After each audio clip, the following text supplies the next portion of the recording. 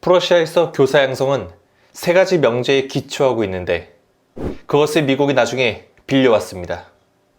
첫째는 주권을 가진 존재는 국가로 국가만이 아이들의 참된 부모라는 것입니다. 다시 말해 생물학적 부모는 자식의 적이라는 말입니다.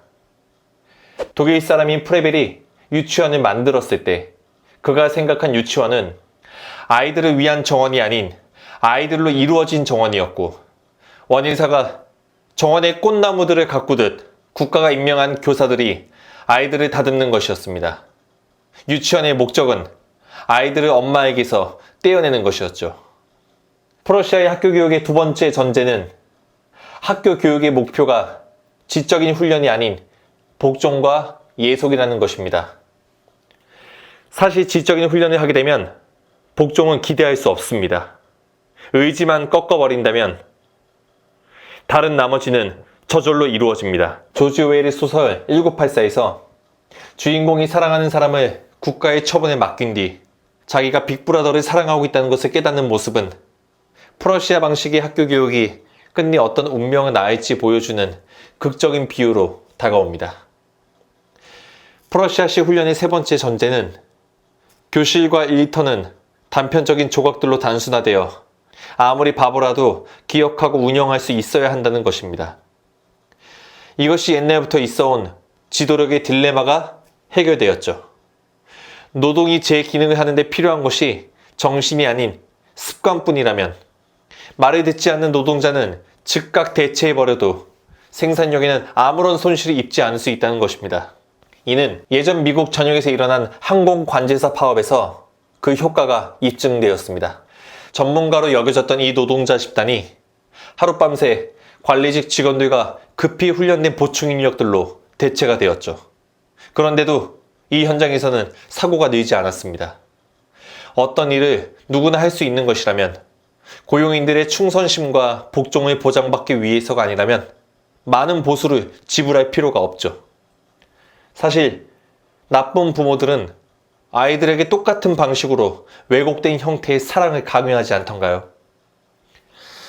교실이라는 훈련소에서도 모든 것이 이와 비슷한 관리 통제 아래에서 조각조각 분리됩니다. 이렇게 하면 학생들이 배워나가는 것을 양으로 환산하여 정확하게 등급을 매길 수 있게 됩니다. 여기서 발견한 놀라운 모순은 등급이나 성적표가 정말로 측정하는 것이 지적인 성장이 아닌 권위에 대한 복종이라는 점입니다.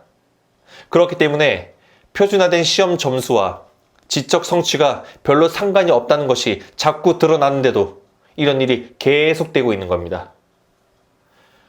학교에서 실제로 평가하는 것은 학생의 순종도이고 그 평가는 매우 정확하게 이루어지고 있습니다. 결국 자기가 하는 일이 어떻게 전체와 연관되어 있는지를 사람들이 알지 못한다면 스스로 결정을 내리지도 못하고 먹을거리를 기르지도 집을 짓거나 배를 만들지도 못한다면 심지어 혼자 놀 줄도 모른다면 정치적, 경제적 안정이 보장될 것입니다. 몇 안 되는 잘 훈련된 관리자만이 전체가 돌아가는 법을 알기 때문입니다. 보통 사람들이 어디서 답을 구할 수 있는지는 둘째치고 심지어 어떤 물음을 던져야 하는지조차 알지 못할 것입니다. 이는 교묘한 교육 방식입니다. 학교 교육이 세속의 종교라고 주장하는 사람들이 말하는 것이 바로 이것입니다. 여러분의 기성의 견해에 대해 스스로 생각할 수 있고 지혜를 얻는다면 어떤 식으로든 분명히 똑같은 결론에 이르게 될 것입니다. 학교 교육은 우리의 공식적인 국가 종교이지 배움을 위한 중립적인 학습수단이 결코 아닙니다. 감사합니다.